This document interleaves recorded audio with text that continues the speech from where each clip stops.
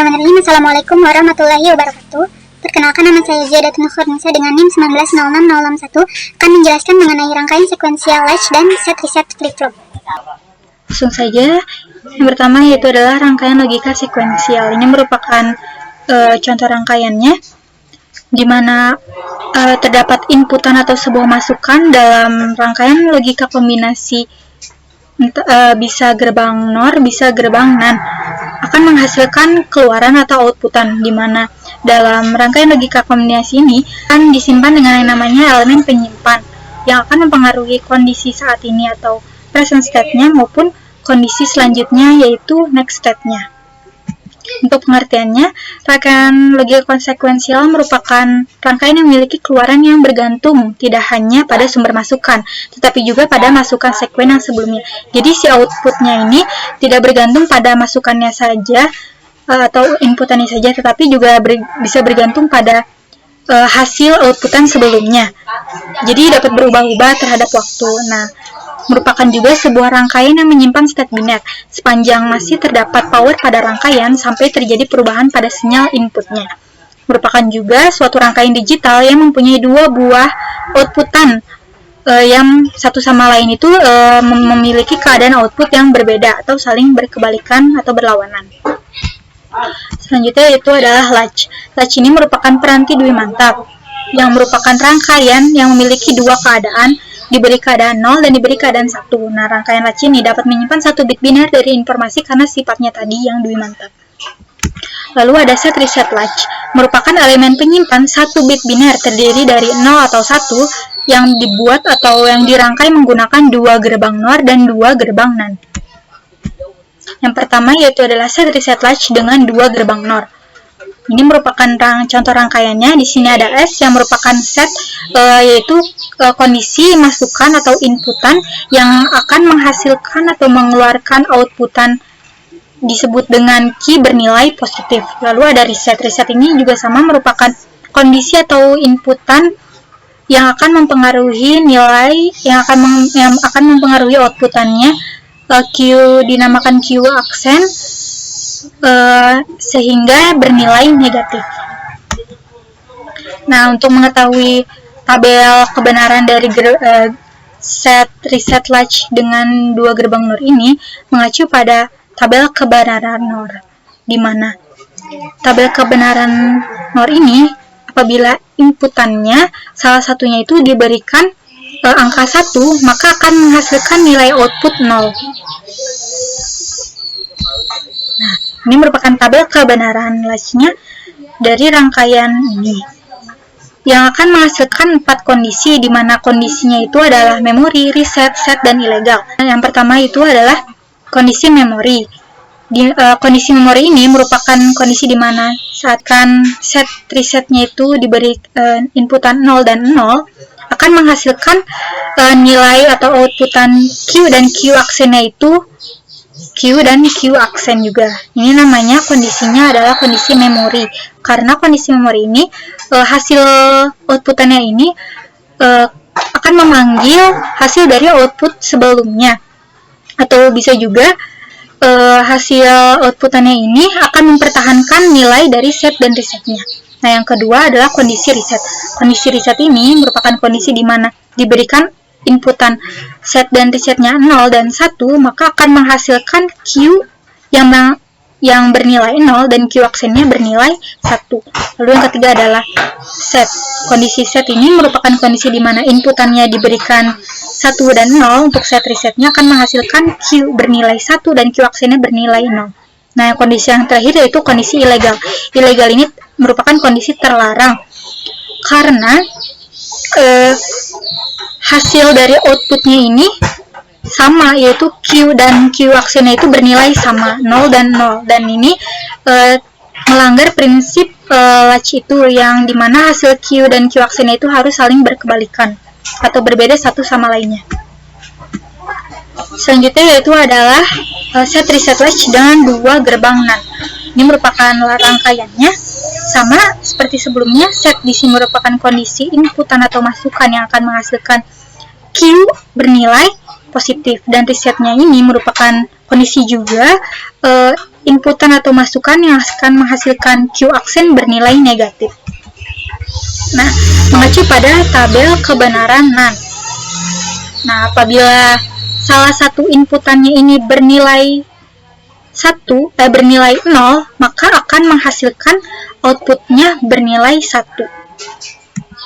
Ini untuk tabel kebenaran dari rangkaian ini. Selanjutnya itu adalah flip-flop, merupakan rangkaian utama dalam logika sekuensial yang tersusun dari menggunakan komponen flip-flop sebagai komponen utamanya. Nah, flip-flop ini merupakan rangkaian yang mempunyai fungsi pengingat atau memori, artinya mampu melakukan proses penyimpanan data sesuai dengan kombinasi yang diberikan. Nah, data yang tersimpan ini akan dikeluarkan sesuai dengan kombinasi inputan atau masukan yang diberikan. Nah, flip-flop ini menyerempakkan masukan yang diberikan pada kedua masukannya. Maka diperlukan sebuah clock atau sinyal pulsa yang akan mempengaruhi set dan resetnya untuk memungkinkan hal itu terjadi. Nah, clock ini yang tadi yaitu ada sinyal pulsa yang beberapa kondisinya itu digunakan untuk memicu flip-flop untuk bekerja.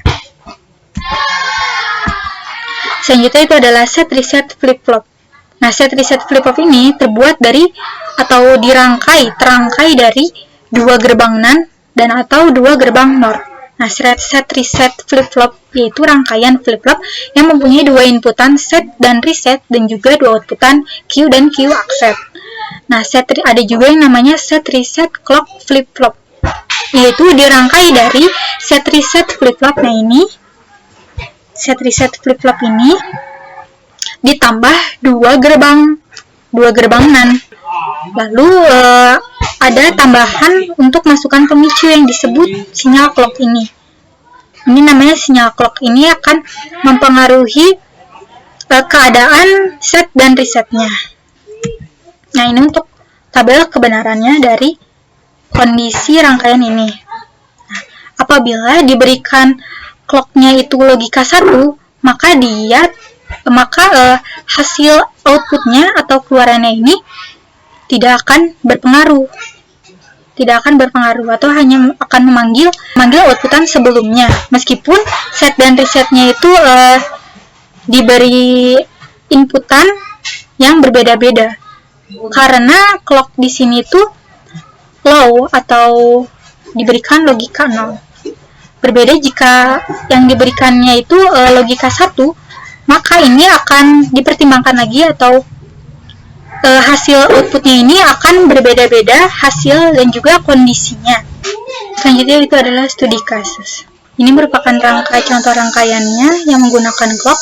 Ini merupakan tabel kebenarannya. Seperti yang sudah dijelaskan tadi, apabila sinyal pulsa atau clocknya ini diberikan logika 0, maka hasil outputannya ini akan bernilai sama atau tidak akan merubah hasil outputannya, meskipun diberikan set dan resetnya itu berbeda-beda. Nah, beda lagi jika clock yang diberikannya itu adalah logika 1. Jika logika 1, maka akan menghasilkan